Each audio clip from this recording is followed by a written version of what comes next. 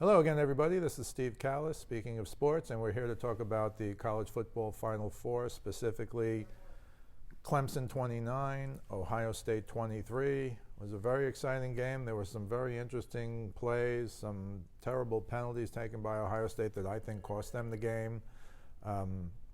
There was also one strange call that I'll get to later in the game that I thought cost Ohio State, frankly, a touchdown, and that could have changed the outcome of the game. But we'll talk about them as we go along. First of all, it was the experience of Clemson. They hadn't beaten a top 20 team this year. They were undefeated this year. They were undefeated last year.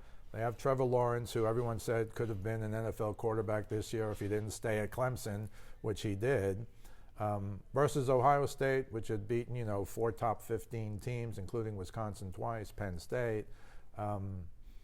And they had an incredible quarterback in their own right. They have Chase Young, an incredible defensive player. And despite, this is the first meeting ever of 13-0 teams, which of course was pretty exciting in and of itself, but it was really kind of the experience of Clemson not having get punched in the face all year versus the up-and-coming, if you will, Ohio State. And it figured to be a good game, and it was. Now, I think one of the reasons Ohio State lost the game was early on. They dominated early on. I mean, they scored quickly, 10-0, 13-0. The problem was Clemson was able to stop them 3 times in the red zone or deep in territory, and they could only get 3 field goals. So they did have J.K. Dobbins had an incredible 68-yard run for a touchdown to make it 10-0. Then he had another run where he broke away. It looked like another 68-yard touchdown run, literally, but he was tackled like at the 5-yard line, and then they couldn't score. They had to kick a field goal. So they kicked 3 field goals. 2 were like at the 22 or 23-yard line. Another one was at the 31-yard line, and they just couldn't get over the hump. So even though they were dominating, they were winning 16-0, and then here's what happens. I want to give you the time of when this happened. I thought it was the turning point of the game. With 4 minutes and 55 seconds left in the half, 3rd and long for Clemson, Sean Wade came on a corner blitz and hit Trevor Lawrence high. There's no doubt he hit him high. All he had to do was tackle him. He didn't have to target him, which is what the ruling eventually was. And so instead of Clemson having to punt, they would have had to have punted if he had just tackled him. Instead, of course, you know what it is. It's targeting. He gets ejected.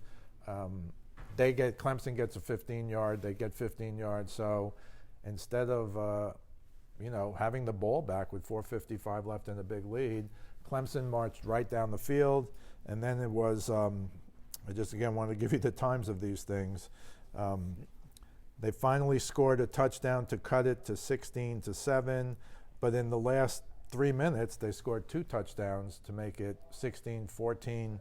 The running back ETN ran for 8 yards, and then Trevor Lawrence, who has excellent wheels as well as being an excellent passer, he's a pro quarterback already. He ran 67 yards just before the half, so it looked like a 16-0 lead, getting the ball back with about 4.5 minutes left, became a 16-14 lead at halftime, and I thought that was a big play in the game. It was targeting. The problem with targeting is, so he's rushing, Wade's rushing full speed, and Trevor Lawrence ducks his head down, and then there's head-to-head contact, or he targets him, and that was the, I think, correct ruling. He gets thrown out of the game. Clemson goes on to score 2 touchdowns. That was the first turning point. The second turning point I want to talk about, Clemson's going to punt deep in its own territory in the 3rd quarter, and 2 Ohio State guys break through, and I guess they're trying to block the punt, but they don't get the block. Instead, they hit the kicker, and it was roughing the kicker. So again, it's a 15-yard penalty. It's a 1st down. Instead of them getting the ball, instead of Ohio State getting the ball, Clemson gets the ball. They march down the field again, and they score. They score another touchdown on Etienne's 53-yard screen pass for a touchdown, made it 21-16. So I'll give you one more turning point, and this I thought was a terrible call. In the 3rd quarter, Ross catches a pass. I counted 3 steps. He caught it in the air like this. He took 1 step, 2 steps, 3 steps. He then got tackled On the way down, he fumbled the ball. Ohio State picks it up and scores a touchdown. But not only was it not ruled a touchdown, after further review, it was ruled an incomplete pass, and I think that was a very poor call. So I think that cost Ohio State. The other two calls, the targeting and the roughing the kicker, were good calls. This one, that there was no catch, he caught the ball like this, out from in front of him, it wasn't in here, and he took 3 steps with a guy draped on him, and as he was going down, he got stripped. Ohio State picked up the ball, clear fumble recovery by Ohio State, you know the rule, and they ran it in for a touchdown. Instead, it was just an incomplete pass. And again, I thought those were the 3 turning points of the game. But what happened, Ohio State eventually came back, and good for them. Ohio State eventually came back and took the lead 23-21. But Clemson got the ball on their own 6-yard line with 3 minutes left. Trevor Lawrence, being Trevor Lawrence, hits Rodgers for 38 yards, and then he hits Etienne for 34 yards. Even though Etienne's a running back, he did his most damage receiving. He had a 34-yard touchdown pass to put him up 29-23. Now again, Ohio State got the ball back, down 6. They could have gone the distance. They moved the ball down the field. You know, Justin Fields, 40 touchdown passes, 1 interception. Well, in this game, he was 1 touchdown pass and 2 interceptions. And the game ended when Olave, a very good receiver, Olave went down and went to the corner of the end zone. He went to his left, and apparently the quarterback thought he was going to his right, so he threw it to his right, and he threw it right into the hands of a Clemson player. That's how the game essentially ended in the final minute, if you will. They had a chance, Ohio State. They couldn't get it done. You have to give Clemson all the credit in the world. I do think that one call was a very big call and a wrong call on the fumble that wasn't, that Ohio State ran back for a touchdown. But the other 2 calls, which, you know, maybe the refs were given some grief for, I think were correct. So Clemson 29, Ohio State 23. Clemson obviously moves on to play LSU.